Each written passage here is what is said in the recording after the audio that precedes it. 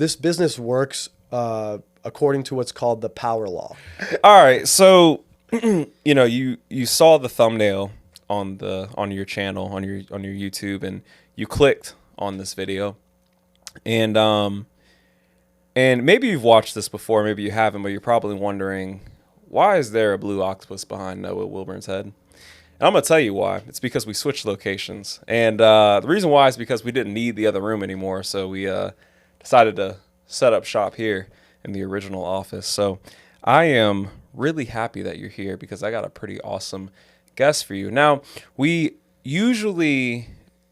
try to stay away from careers, accomplishments, things of that nature, and we try to go focus on like the internal. But see, the thing is, the guy that's sitting in front of me, his accomplishments, careers, and just like overall who he is exceptional, extremely exceptional. And I might just not be able to help myself because his story is so interesting. And I'm sitting in front of Mr. Pablo. How you doing, brother? Doing great. Good, man. Good. Well, I'm really glad you could be here, man. I know that you do a lot of traveling. You're really busy. And you're now staying in the Washington area? Every summer, yeah. Every summer, okay. Yeah. And then you come here for The fall. the fall, okay. And then winter and spring Miami. Winter and spring Miami. So, the fact that we got him in front of us right now is it's a blessing, let me tell you. So Pablo, give us just a little bit of background of who you are, what you do, all the fun stuff. Sure.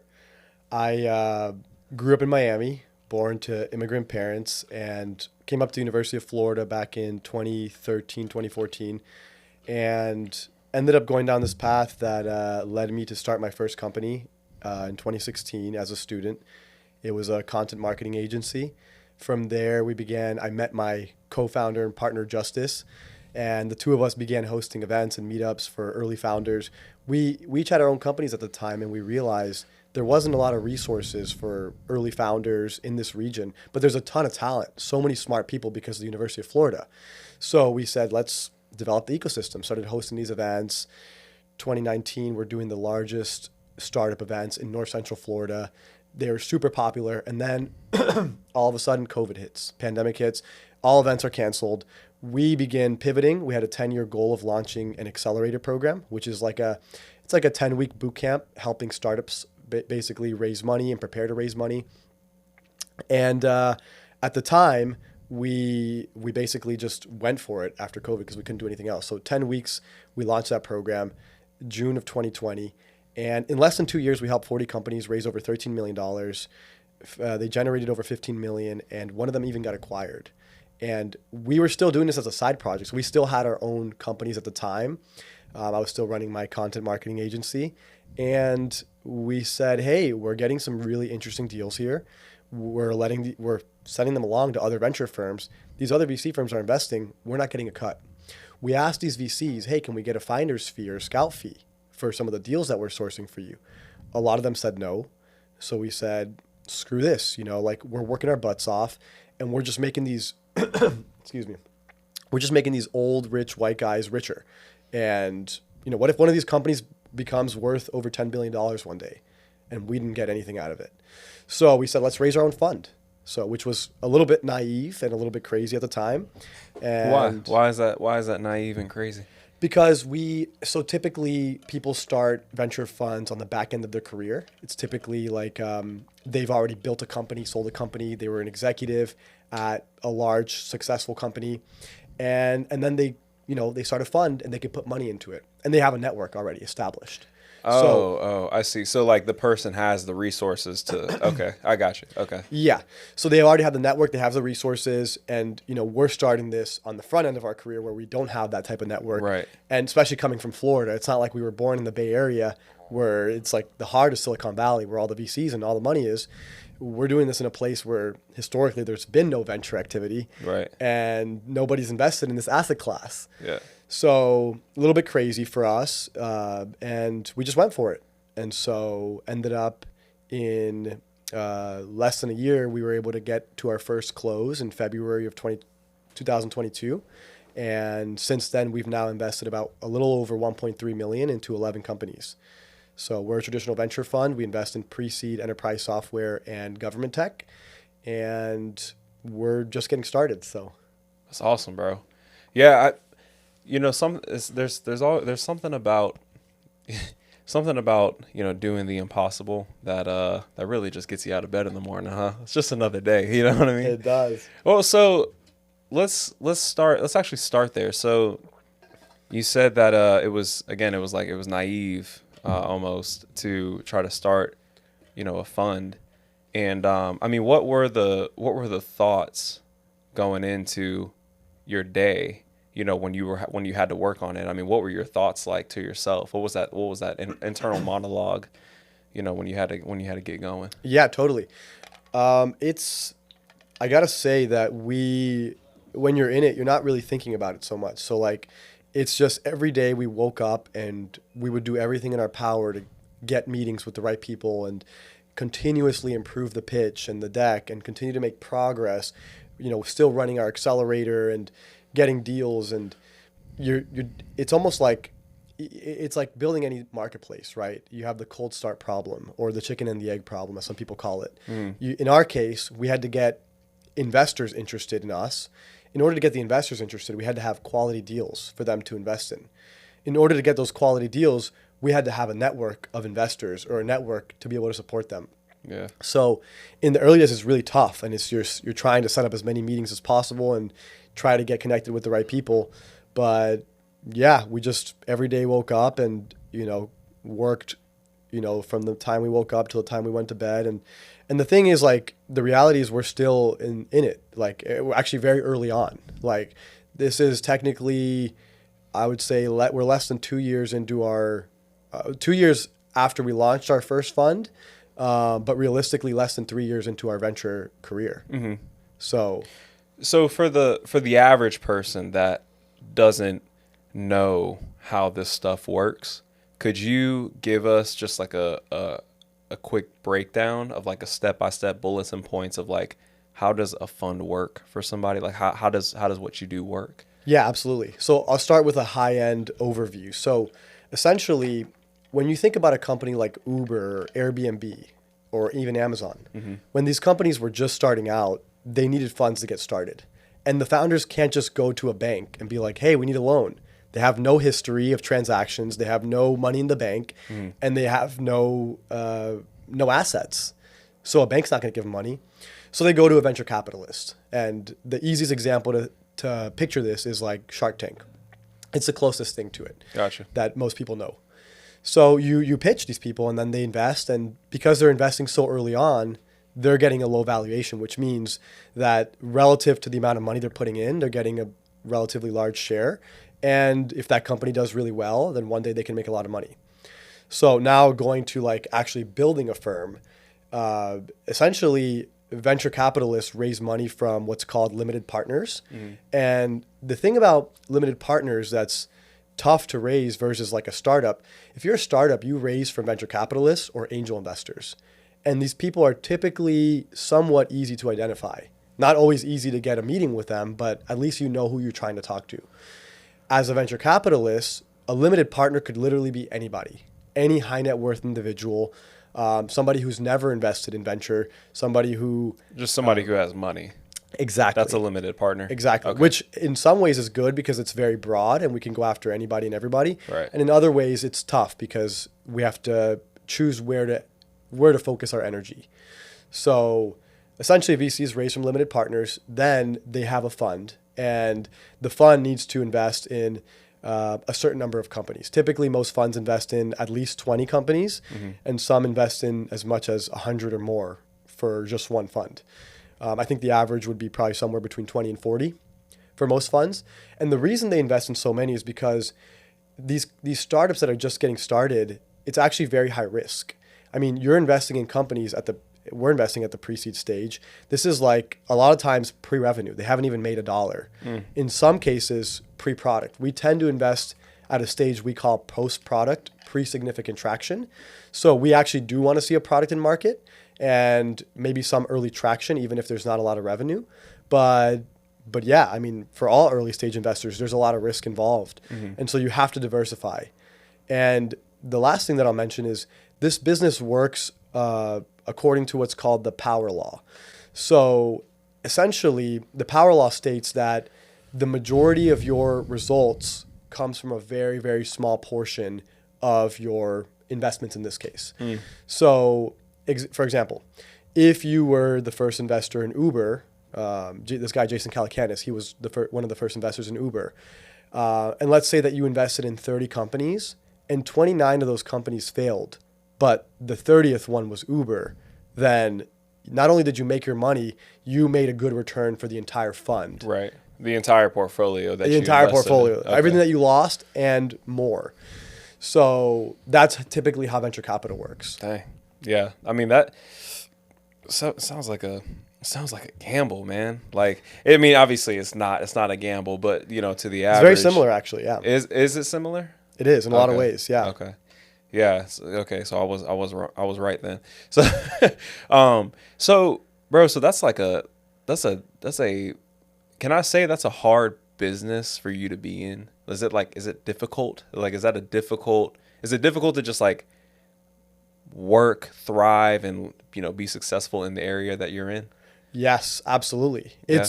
And the thing is that the market conditions really affect this industry. So, for example, 4 years ago, it was easy for anybody to raise money. Any new fund manager, any new startup, all you needed was an idea and a memo or a deck. Money was flowing around like crazy. Today, we're in a completely different market, and money is scarce, and it's very hard to raise capital. And so the other thing is that it's typically really hard to consistently deliver results in this industry, to perform well as a fund. But the majority of people 4 years ago, 5 years ago, just thought it was easy and, developed some bad habits. And, everybody thought it was easy because all the valuations just kept going up based on vanity metrics or superficial metrics, things like growth versus like actual revenue and cash flow. So essentially, a lot of people develop some bad habits, and a lot of those funds are now struggling because they made some poor decisions, made a lot of investments at the peak of the market. Now the portfolio is struggling quite a bit. So people thought it was easy to perform in venture, and the reality is it's very hard. It's a very hard business, and you have to work really hard in order to outperform and deliver to your investors. And so, the thing about what we're doing is we're coming at this in the same perspective as a founding team is to a startup. So our entire life revolves around building this firm and working very hard to perform. And we're very aligned with our investors because if our fund doesn't perform, we don't make any money because we're certainly not doing it for the management fees. Venture funds tend to make money in two ways: 2% management fee per year on their assets under management, and then 20% carry on the back end once they perform, once they have exits in the portfolio. Gotcha. So for such a small fund, which is what we are, 1.3 million, 1.4 million at this stage, the 2% is nothing. It's not even a salary for us. Right. So again, we're very aligned with our investors.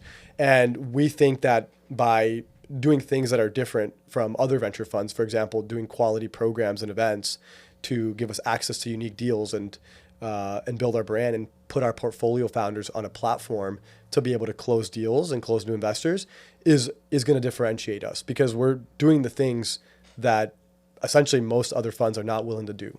Gotcha. So if this is such a difficult business and landscape for you to be in, then like who do you have to be in order to navigate, like looking internal? Like who does Pablo have to be, and who are you trying to become in order to be the person that is successful in this area? Yeah, I think obviously it goes without saying that you need to work extremely hard, and we do that. As far as who I want to become, I think I think the reality is just taking every single day as an opportunity to learn and grow. I think it's extremely important that you're consistently learning from, the decisions that you're making, from the companies that you're working with, all the data that you're getting from your network and all these things. Like, it's important to take those things in and act on it. And so we're consistently trying to raise the bar as far as what we can do for our portfolio companies, as far as making introductions or helping move the needle for them, and then consistently putting on bigger and better events. So going back to your question, I don't know if I have like an exact of like, this is who I'm trying to become or what I'm trying to become. But the one thing that I do know is I show up every single day. I work my butt off, and I'm just working on becoming the best version of myself and continuing to learn as much as possible with every day. Mm. What is that best version of yourself? Like what does that look like tangibly? I think that it's something that it's not so much, I think, a destination. I feel like it's more about the journey itself and just being able to have that discipline of every day I'm going to do the things that I need to get done, and whether they're hard or not, whether it's a very tough day or not, and learn from mistakes, learn from experiences, and continue to execute essentially. So I think that obviously, like, there's a lot of stuff outside of work that's very important too. Yeah. Like, in order to be mentally sharp, you have to watch what you eat, right? You have to watch how you exercise, right? So I think those things are super critical to me, and I'll never let go of some of those things. So, and I'll consistently try to continue to improve those things as well. Yeah. Do you like to compete at all? Yeah, I'm actually very, very competitive. I did the I don't know if you ever heard the Strengths Finder test. I was I had to do it for a job that I had. I used to be a resident assistant on campus at University of Florida when I was a freshman and sophomore, and they make all the resident assistants take the test, and I took it, and my number one strength was competitiveness. Oh, really? That's awesome. Competition. Yeah. Yeah. So competition. So how does that strength play into, what you do specifically? And we'll keep it off the court now, or off the career side of things. Just in general, like when if the smallest things, going into the gym, right? Going to work out, does competition keep you mentally sharp? With your relationships and friendships. I mean, what does competition do for you? As a person, developing into that better version of yourself. Yeah, great question. For me, what I see most important is that I'm constantly competing with myself. I'm constantly trying to be better than who I was yesterday. And whether that means in the gym, in powerlifting, I'm constantly trying to up the weight that I'm lifting, or whether that be in work. I'm constantly trying to be a better investor, be a better partner to the founders that we work with, be a better event host, and be a better connector. I'm constantly pushing myself to the next level. I don't really compare myself with other VCs or try to compete with them. I think that that's very limiting in a lot of ways, especially if you're in Florida, where there historically has not been a lot of VCs, and most of the VCs that are here are still relatively early in their journeys too, right? So it's something that I don't try to compare or compete with other VCs. I try to, again, be the best version of myself. Mm-hmm. Mm-hmm. When you look in the mirror, bro, what do you see?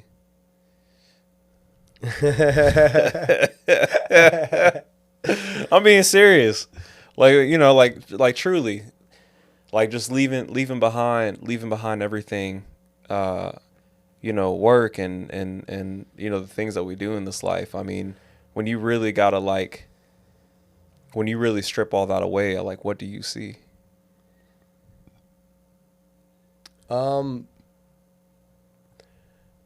I see a person who's striving to be the best version of themselves, striving to leave a positive impact on this world, and striving to enjoy every single moment, and and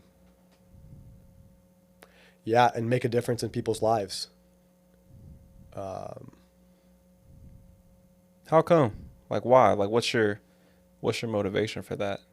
To leave a positive impact on the world?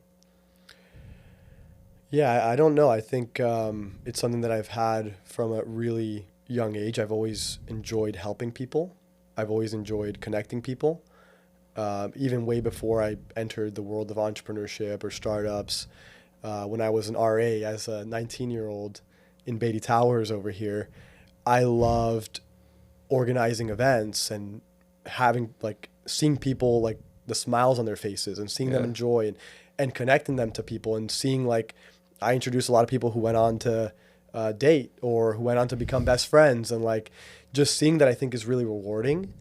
So I think it's something that I've always had inside of me, and I always really enjoy just being able to make a positive impact on people. I think it's very rewarding.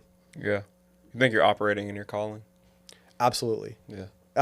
We were just smoking cigars yesterday with our mentor, Martin Schaffel. He built a company called AVISPL, became the largest in the audiovisual industry. So largest integrators and distributors of audiovisual equipment. They scaled it to 9 figures and he sold the company, 100% shareholder. And he talks about his life as there being these 3 stages: learning, earning, and returning.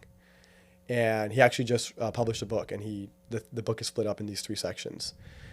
And it's super fascinating because we were having a conversation with a couple of young, hungry students yesterday, and who are building companies and really, really sharp. And Marty looks at us, and once the students left, and we had another chat, and Marty looks at us and he said, "In a way, you guys found a way to learn, earn, and return all at the same time." And I think it's the biggest blessing. Like I essentially picked a career where every single day my job is to help other people as much as possible and help them be successful. And if I can do that, then I'm going to be very successful. Mm-hmm. Yeah, I was gonna ask, like, what did he mean by that? Like, how did you find learn, earn, and return at the same time? But you're saying it's because of what you do. Yeah, so currently. I'll explain. So in a way, we're constantly learning because we're hosting events and experiences where we get to sit at the same table as somebody who's built a $1 billion company, and we get to learn from them. Yeah. At the same time, we're creating these unique experiences for other people to take part of. So they get to attend and they get to learn. So it's a way that we're returning and we're helping them. In another way, we're also creating a platform for companies that we invest in and other founders to be able to present on and connect with investors, strategic partners. So we're helping them. So it's another way of returning. Mm-hmm. And if we do those 2 things right, then we're going to earn, right? Right. Yeah. Because we're going to perform. Our fund is going to perform. We're going to do well. Yeah. Yeah. What's in order to connect people to people well, because people can try and they sometimes they cannot do it well. I feel like you can kind of fumble an introduction and whatnot. In order to do that well, what are the things that you need to have? What qualities do you need to have as a person? What makes a good connector, I guess is what I'm trying to ask. That's a great question. I think communication skills is number 1. You have to be great at communication. And then number 2, you have to have a high sense of awareness, both self-awareness, but also awareness of other people, and be able to read them. And what I mean by that is some people that you meet, they're open and excited if you connect them with somebody, right? If there's a purpose behind the connection. Other people, they are a little bit more reserved and guarded, and you may actually need to get the permission before connecting them with somebody. So I think being able to read that is very important, because that could make or break your relationship with that person. If you send them an introduction and the introduction goes poorly, then that could ruin your reputation a little bit.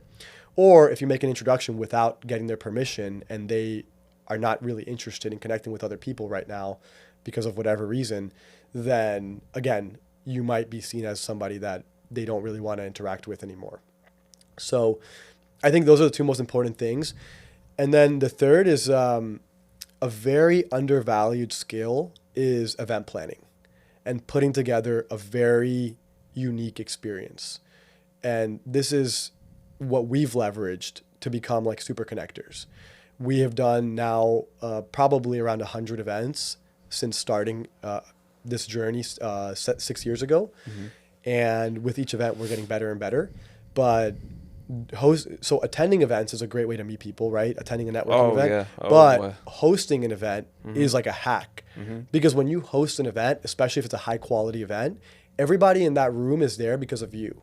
And everybody there who doesn't know you wants to meet you.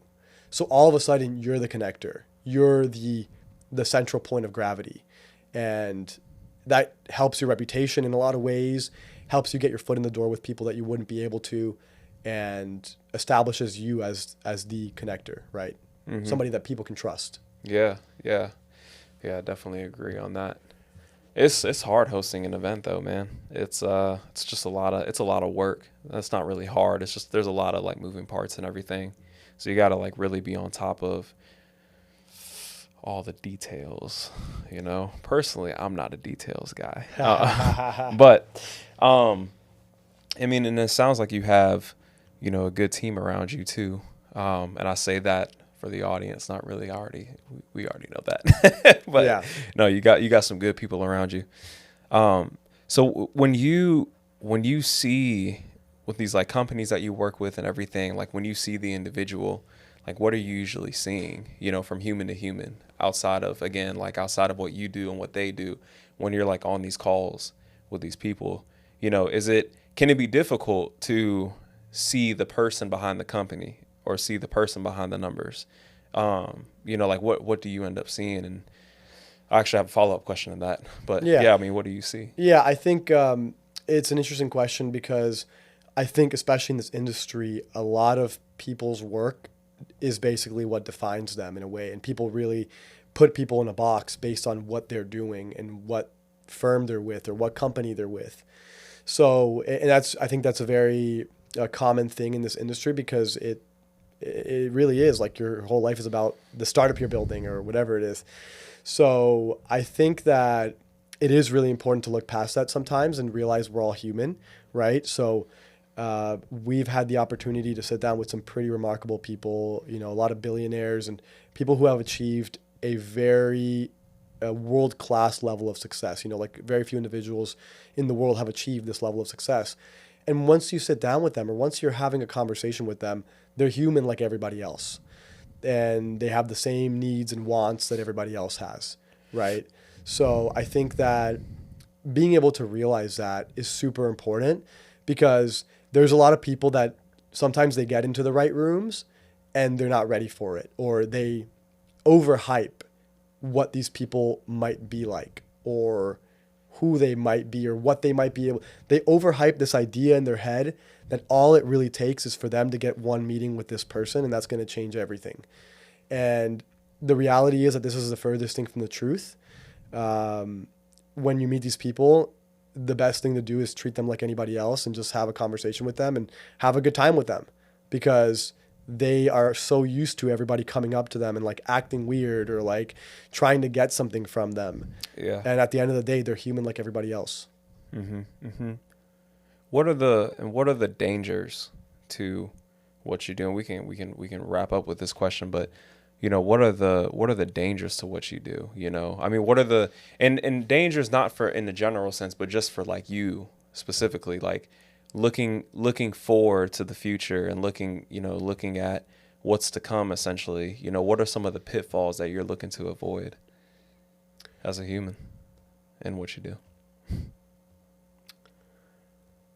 I think probably the largest is getting a little too carried away and going back to the earlier question about defining yourself, just associating yourself way too much with what you do and defining yourself by that. And, you know, if things don't work out, then what? Because that was my whole life, right? So I think understanding that you are not your experiences, you are not your work. I think that's the most critical part. Yeah. And that's probably one of the largest pitfalls that a lot of people in this world, in this industry, tend to fall in, I would say. Yeah. And guilty of it too, man. I think especially when you're fighting, bro. Like when you're fighting your way to the quote unquote top, as people say, it can be easy. It can be easy to associate the identity with what you do, which is what we were talking about off camera and a little bit earlier, but yeah. And then also to add to that, like a lot of people that are in the fight, as you mentioned, get carried away or they can't see the big picture because they're so in the day to day. For example, like that's going back to when I was running my agency, I was able to take a few steps back and realize this is not the day-to-day that I want. This is not, I see limited potential with what I'm doing currently, and not necessarily that industry, but maybe just a variety of factors based on the geography that I'm in, my personal strengths, and this industry. I see limited potential. And I was able to step back and realize this is not where I want to spend the rest of my life or even the next 10 years. Right. And that's, the part of the reason that I made this pivot and this switch and ended up in the venture capital world, because it's a lot more aligned with what I'm interested in, who I am, and the long-term potential is essentially limitless. Mm-hmm. There's no limit to how big our firm can grow, and there's no limit to the impact that we could have. Who are you, bro? Figuring it out like everybody else. And ladies and gentlemen, that is Mr. Pablo with 161. Do not let your work define who you are. Let your identity motivate your work. And with that being said, we will see you next time. Talk soon.